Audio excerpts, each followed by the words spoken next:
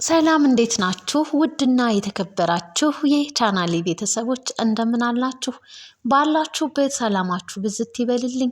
ዛሬ እንግዲህ በተወዳጁና በአስተማሪ በሆነው በጽናት ድራማ በክፍል 155 ተከስተናል ማለት ነው። በባለፈው ክፍል እንግዲህ እንዳየነውና እንደተመለከትነው ሰናይት እንግዲህ የናሁም እናት መራዊትን እንዴት አድርጋ እንደምታሰቃያትና ምን ብላ እንደምትናገራት ሁሉ አንድ ባንድ እንግዲህ አድምጣት ነበርና ይህንን መቋቋሚያ ቃታት እንግዲህ ሰኒ መራዊት መቼም እንደዚህ ብላ ልትናገር አትችልም መቼም በማለት እንግዲህ የናሆምን አባት እንግዲህ አግኝታቸው ወይዘሮ አለም የሚያደርጉትን ነገር በሙሉ እንግዲህ አንድ ባንድ ነግራቸው ነበረ። እናም እንግዲህ የናሆም አባት እጅጉን በጣም ተናደው እንግዲህ ወደ ቤት ሂደው ከወይዘሮ አለም ጋር ንግግር አድርገው ጽዮንም አለችና እንግዲህ ቤቱን ለቀውም እንግዲህ ለመኮብለልም እንግዲህ ችለዋል ማለት ነው። እናም እንግዲህ የናሆም እናትም እንግዲህ መራዊት እንግዲህ አንደኛ ልጄን ነጠቀችኝ፣ አሁን ደግሞ ባለቤቴን እያሉ አሁንም እንግዲህ መራዊትን እንግዲህ ወቃሽ እያደረጓት ይገኛሉ ማለት ነው። ሰኒ ወደ ምሩ ጋር ትሄዳለች። እናም እንግዲህ ወደ መራዊት ጋር በመሄድ እንግዲህ ሰኒ ተቀየምሽኝ አይደለ በባለፈው በተናገርኩሽ ብላትም ነበረ። ምሩ እንግዲህ ለምንድን ነው ለባለቤቷ የተናገርሽው ትዳራቸውና ቤታቸው ቢበላሽስ በማለትም በጣም ተናዳ ነበረ።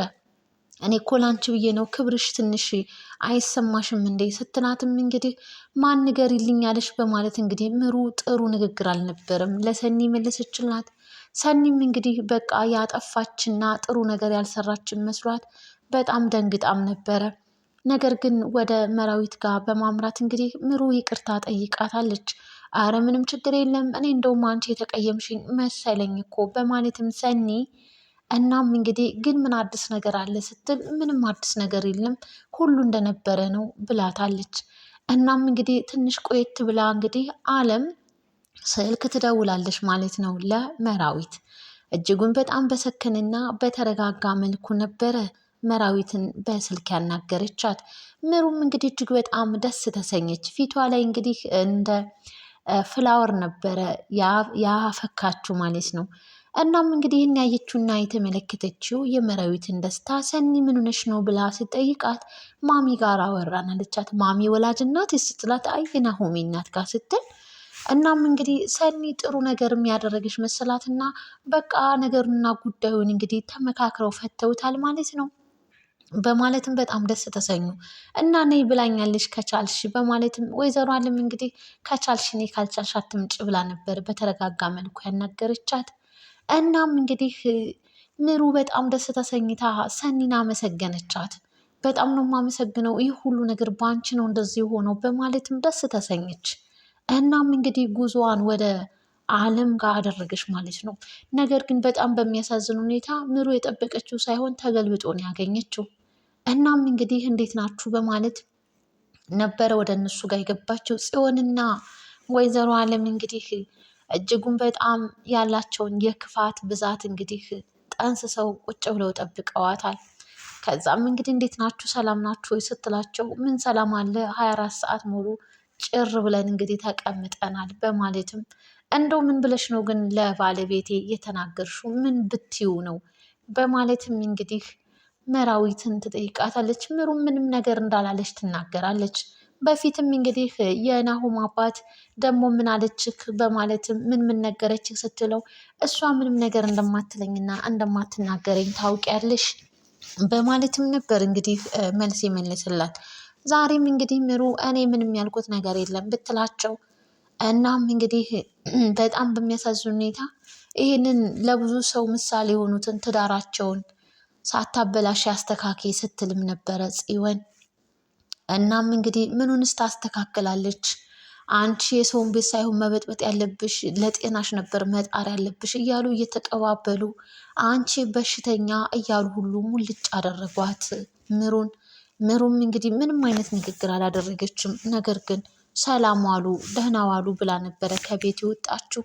በጣም በሚያሳዝን ሁኔታ እንግዲህ ግፍ እየሰራችባት ትገኛለች እንግዲህ ወይዘሮ አለም ማለት ነው። ይህም እንግዲህ ያው ናሆም እንግዲህ አለመኖሩን ተገን አድርጋ ነው። በሌላ በኩል እንግዲህ በገጠራማው አካባቢ እንግዲህ ኪራና በዛብህ እጅጉን በጣም እንግዲህ በዛብህ ያው በጣም መጥፎና ችግር ፈጣሪ ነውና ኪራን እየተዟዟሩ ይገኛል። ሰፈሩንና ቀዬውን ለቀህ ሂድ እያሉትም ነው። ከዚህ በፊትም እንደመጣህ ሰምቻለሁ ያልሰማሁ እንዳይመስልክ በማለትም እንግዲህ ዛቻም ይዛዛታሉ። ኪራ ምን እኮ ላንተ አላንስም ሲለውም ነበረ።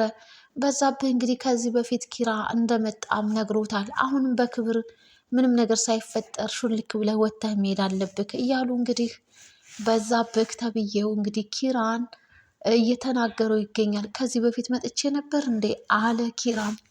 ከጽናት ጋር ተገናኙ። ከጽናት ጋር ከመገናኘታቸው በፊት ከቅዱስ ጋር ተደዋውለው ሲያወሩ ነበረ። እናም እንግዲህ ቅዱስ ጋር ከዚህ በፊት ግን መጥቼ ነበር እንዴ ሲለውም ጠየቀው። ቅዱስም እንግዲህ አዎ መተክ ነበር አለው። ለምን አልነገርከኝም ታዲያ በማለት እንግዲህ ኪራም ሲጠይቀው ነበር። በዛ መሀል አንዳንድ ነገር ካወሩ በኋላ ስልኩን ዘጉና ጽናት እየተከሰተች ጽናትን እንግዲህ ቢጠይቃትም ከዚህ በፊት መጥቼ ነበር እንዴ ብሎም ሲጠይቃት አዎ መተክ ነበር ለምን መጥቼ በማለትም እንደዚሁ በተመሳሳይ አለችው። አንቺን ፈልጌ አንቺን ብዬ አዎ እንደዛ ነው። ከዛ ጠበቅ አድርጎ ሲጠይቃት አይ በቃ ና እንሂድና ቤት ምግብ እንብላ፣ ቤት እነግርሃለሁ ሁሉን ነገር በማለት እንግዲህ ጉዟቸውን ወደ ቤት አደረጉ። ለአባቷም ይህን ነገር አማከረችው ጽናት። አባትየው እንግዲህ ካልሆነ እኔ ልንገረው እንዴ ሁሉንም እያንዳንዱን ሲላትም ነበረ። ውድና የተከበራችሁ አድማጭ ተመልካች ቤተሰብ እንግዲህ ይህንን ቻናል ላይክ እና ሼር ሰብስክራይብ በማድረግ ቤተሰብ ይሆኑ። እናም እንግዲህ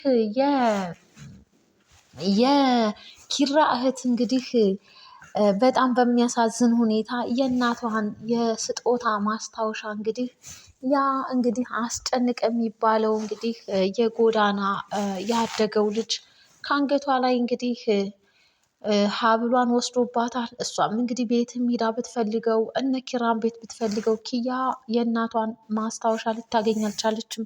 በጣም ተናዳም እየተበሳጨች ትገኛለች።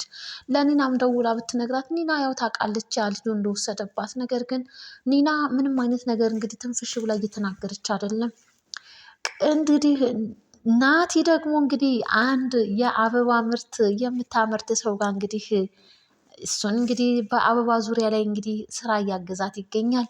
እምቡጥዬ እያለ እንግዲህ እጅጉን በጣም ተመስጦ እና ተደምሞ እንግዲህ እያወራት ከእሷ ጋርም እንግዲህ ጥሩ ጊዜ ያው ናቲ እንግዲህ በባህሪው ንግግሩም ሆነ ስታይሉም ሁሉም ነገሩ የሚያስቅ ሰው ነው። እናም እንግዲህ ያንን አበባ እንግዲህ የምትንከባከበው ሴት እንግዲህ ከእሷ ጋር አብሮ እንግዲህ እየሰራ ይገኛል ማለት ነው። እናም እንግዲህ እጅጉን በጣም ተደምሞ እሷም እንግዲህ በጣም ወዳው እንግዲህ ፈኒ ያደርጋልና ናቲ በሚያደርጋቸው ነገሮች ሁሉ ፈኒ ሁና እንግዲህ እየሳቀችም እንግዲህ እጅጉን በጣም እንግዲህ ጥሩና ደስ የሚል ጊዜም እያሳለፉ ይገኛሉ። እናም እንግዲህ ወደ እነ ቲና ጋር እንግዲህ ቁልፉን ለመመለስ ከዚህ በኋላ እኔ አንቺ ጋር አልመጣም አልኖርም በማለት ናቲ ቁልፉን ሊመልስላት ሄዶ አበባም እንግዲህ ሰጥታው ነበረ። እናም እንግዲህ ያንን አበባ እንግዲህ በእጁ ይዞ ልቡ ላይ ደቅኖ ነበር የሚንቀሳቀሰው። በምታየው ነገር ሁሉ እንግዲህ ኒና በጣም ስትስቅበት ነበረ። እናም በዛ መሀል ስልክ ተደውሎለት እንግዲህ እንቡጥዬ መጣሁልሽ እያለም እንግዲህ ሲያወራት ነበረ። ኒናም በጣም ገረማትና ነገሩ እንዴት ነው በማለት እንግዲህ ናቲ ወደ ስራ ቦታው ሲሄድ እንግዲህ ኒናም እንግዲህ ከኋላ ተከትላው እንግዲህ ወይኔ በቃ ይሄ ሰው ጨለለ ማለት ነው እያለች የያዘውን አበባ ልቡ ላይ ደቅኖ እንግዲህ ተመስጦ ነበር የሚጓዘው። ኒናም ከኋላ እየተከተለችው ትገኛለች። ማየት ማጣራት ትፈልጋለች ናቲ ያለበትን ሁኔታ። እናም እንግዲህ በእንደዚህ ሁኔታ እንግዲህ የጽናት ድራማ የክፍል 155ን ተመልክተናል ማለት ነው። ኪራ እንግዲህ የበፊት ትውስታው ባለመመለሱ በጣም እየደበረውም ተመልክተናል ማለት ነው። የናሆም አባትም እንግዲህ ኑሮውንና እንግዲህ ማረፊያውን ከቅዱስ ጋር አድርጓል። ሰውን እንግዲህ መምከር የሚችል ሰው ዛሬ እንግዲህ ከቅዱስ እንግዲህ ምክር ነገር ይፈልጋል መሰለኝ። እናም እንግዲህ ቅዱስ እኔ እንኳን አንተን ልመክር አልችልም፣ አንተ ነህ ሰውን የምትመክረው እያለም እንግዲህ ብቻ ግን ስለ ስራ፣ ስለ አንዳንድ ነገሮች እንዲሁም ደግሞ ስለ ጽናትና ስለ ኪራም እንግዲህ የናሆም አባት ሲጠይቀው ነበረ። በልጅነታቸው ፈተና እንግዲህ ኪራና ጽናት እንግዲህ እጅጉን በጣም ብዙ ፈተናዎችን እና ብዙ ውጣ ውረዶችን እንግዲህ ያዩ ሰዎች ናቸው። እናም እንግዲህ በድጋሚ እንግዲህ ያችኑ ራሷን ጽናትን እንግዲህ ኪራ በማፍቀሩ እንግዲህ ቅዱስ እጅጉን በጣም ግርምም ሲለው ነበረ። እናም እንግዲህ ለኪራም ደውሎ መልካም እንግዲህ እድል ብሎም ተመኝቶለታል ማለት ነው። ውድና የተከበራቸው አድማጭ ተመልካች ቤተሰብ እንግዲህ ለዛሬ የነበረን የክፍል 155 ይህን ይመስል ነበረ። ቀጣዩስ ክፍል ምን ይፈጠር ይሆን፣ ምን ይመስል ይሆን የሚለውን ደግሞ በቀጣይ ክፍል አብረን የምናይ ይሆናል ማለት ነው። እናም እንግዲህ የናሆም አባት ወደ ቤቱ ይመለስ ሲሆን ወይዘሮ አለምስ እንግዲህ ምን አስባ ሲሆን፣ እናም እንግዲህ ሁላችሁም እንግዲህ ሀሳብ አስተያየታችሁን በኮሜንት አጋሩ ማለት ነው። ጽናት ድራማ እጅጉን በጣም አስተማሪ ነው። ባይ ባይ።